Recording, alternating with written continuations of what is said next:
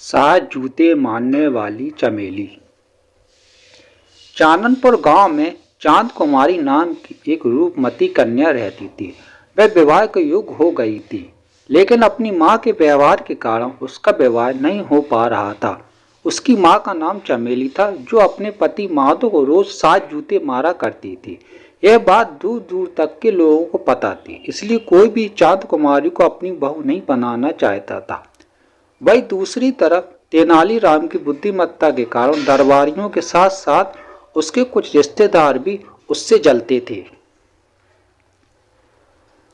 एक बार तेनालीराम घर पर आराम फरमा रहा था कि अचानक उसका एक दूर का रिश्तेदार चांद कुमारी का रिश्ता लेकर उसके घर पहुंच गया। वह भी तेनालीराम से जलने वालों में से एक था।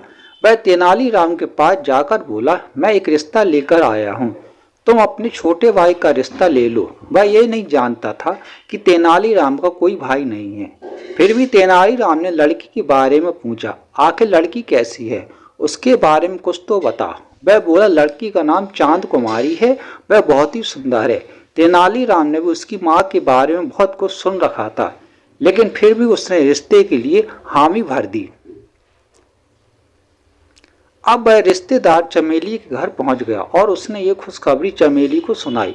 चमेली ये खबर सुनकर बहुत खुश हो गई और उसने बहुत जल्दी शादी का मुहूर्त निकलवाकर उसे बता दिया। अब उसने मुहूर्त का समय तेनालीराम को जाकर बता दिया।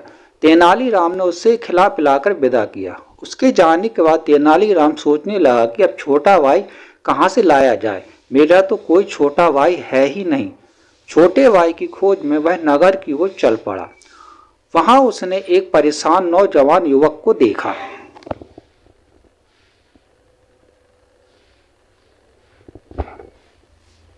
तेनालीराम ने उसके पास जाकर उसकी परेशानी का कारण पूछा तो उसने सारी बात बता डाली।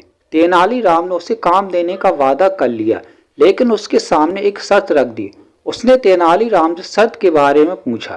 तेनालीराम बोला, मैं जिससे कहूँ तुम्हें उस लड़की से शादी करनी पड़ेगी। वह युवक तैयार हो गया। मुहूर्त के अनुसार उसका विवाह हो गया।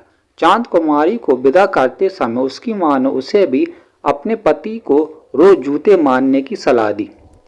चमेली बोली, बेटी, मैंने तेरे पिता को अपने वश में कर रखा है। अगर तू भी अपने पति को अपने वश में रखना चाहती है तो तुम अपने पति को 7 की जगह रोज 15 जूते मारना। चांद कुमारी ने अपनी मां की बातों पर हामी भर दी। अब जैसे ही बेटी चल दी तो चमेली ने माधव को उसके साथ जाने के लिए कहा। बेचारा माधव अपनी बेटी के साथ उसके ससुराल चला गया। चांद कुमारी ने ससुराल आकर देखा कि तेनालीराम उसके पति का स्वभाव तो बहुत अक्कड़ है।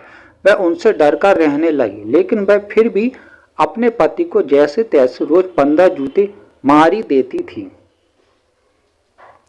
वही जब तेनालीराम ने माधव का टूटा बदन देखा तो वह समझ गया कि यह जरूर सब उसकी पत्नी की वजह से ही ऐसा है। तब तेनालीराम ने माधव को 4-5 महीने अपने पास रखकर उसे मोटा तगड़ा कर दिया और फिर उसे अपने घर जाने को कहा। जब माधव चलने लगा तो तेनालीराम ने उसे एक मोटा सा लोहा चढ़ा डंडा देते हुए कहा, डरने से कुछ नहीं होगा, यह सब तुम्हारी ही कमी है। अगर तुम पहले से ही कठोर बनकर रहते तो ऐसा कभी नहीं होता। तेनालीराम की बात सुनकर माधव अच्छे से समझ चुका था कि तेनालीराम क्या कहना चाहता है। डंडा लेकर माधव अपने घर पहुंच गया। माधव घर देखकर चमेली बहुत खुश हो गई। उसने पहले तो माधव का अच्छी तरह स्वागत किया और फिर उसे पीढ़ी पर बिठाकर जूता लेने चली गई।